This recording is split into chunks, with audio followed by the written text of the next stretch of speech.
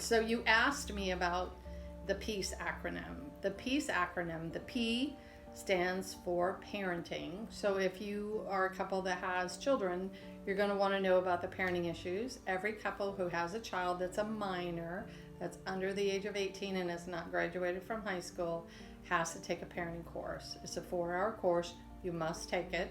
I know we think we've had kids, we have grown kids. I certainly don't need someone telling me how to be a parent, but it is a requirement of the courts. You'll have to complete a parenting plan, and that parenting plan talks about who's going to pay for the children's expenses, who makes decisions about them enrolling them in school, things like can you take them on vacation, who pays for unreimbursed medical expenses, before and after school activities, who's having them on Martin Luther King Jr.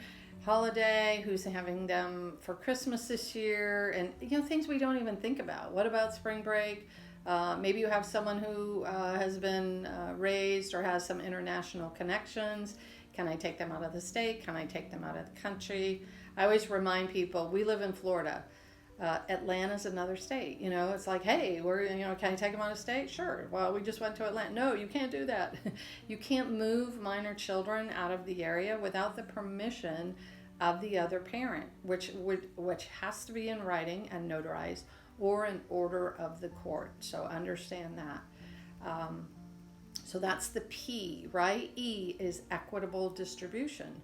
Florida is an equitable distribution state. So the law or the statutes say that you must divide equitably everything that you have accumulated during the course of your marriage. So marital money gets added up and divided. So if a judge has to make a decision, he or she will say 50-50. In the eyes of the law, 50-50 is what is considered equitable. In mediation, you have some flexibility. It doesn't have to be exactly that, but it still has to be fair. Okay?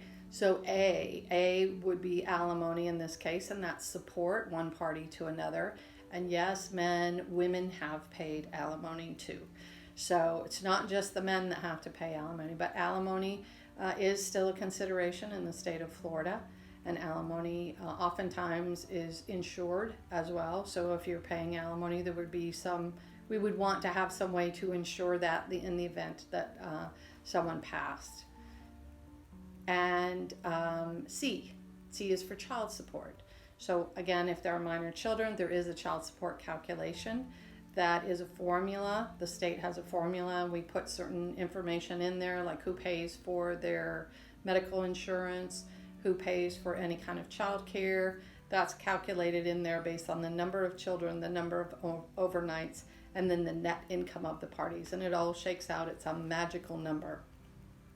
And then we have E. And E stands for everything else. So everything else is like who gets the sofa, and what do? We have 2 kayaks. Do we split them? Or, what about the TV? What about all the other things that we have?